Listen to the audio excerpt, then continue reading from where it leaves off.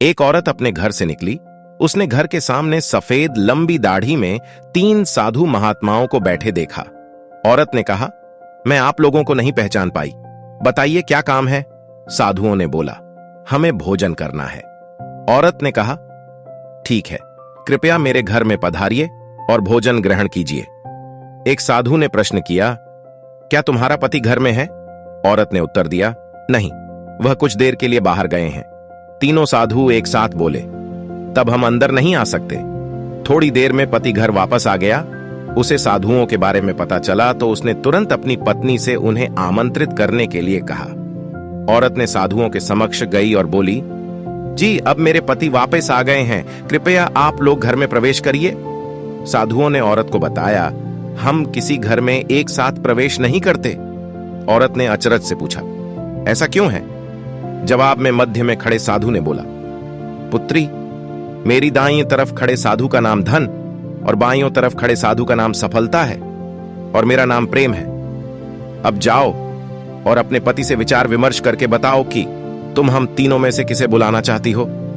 औरत अंदर गई और अपने पति से सारी बात बता दी।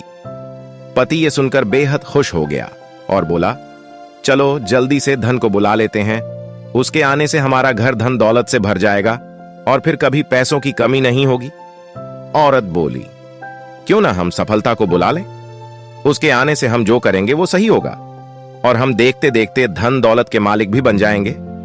पति बोला, तुम्हारी बात भी सही है, पर इसमें मेहनत करनी पड़ेगी। मुझे तो लगता है धन को ही बुलाना चाहिए। थोड़ी देर उनकी बहस चलती रही, पर वो किसी निश्चय पर नहीं पहुंच पाए और आखिरी में निश्चय किया कि वह साधुओं से यह कहेंगे कि धन और सफलता में जो आना चाहे वो आ जाइए। औरत झट से बाहर गई और उसने यह बात साधुओं के सामने दोहरा दिया। उसकी बात सुनकर साधुओं ने एक दूसरे की तरफ देखा और बिना कुछ कहे घर से दूर जाने लगे। औरत ने उन्हें रोकते हुए पूछा, आप लोग इस तरह वापस क्यों जा रहे हैं?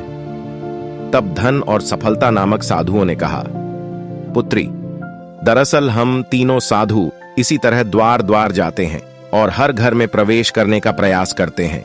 जो व्यक्ति लालच में आकर धन या सफलता को बुलाता है, हम वहां से लौट जाते हैं, और जो अपने घर में प्रेम का वास चाहता है, उसके यहां बारी बारी से हम दोनों भी प्रवेश कर जाते हैं। इसलिए इतना याद रखना कि जहां प्रेम है वहां धन और सफलता की कमी नहीं होती।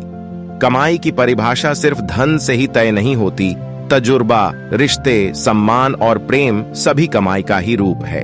प्रेम के बस में सब है, बस प्रेम किसी के बस में नहीं है। जिंदगी में किसी को प्रेम देना सबसे बड़ा उपहार है और किसी का प्रेम पाना सबसे बड़ा सम्मान है।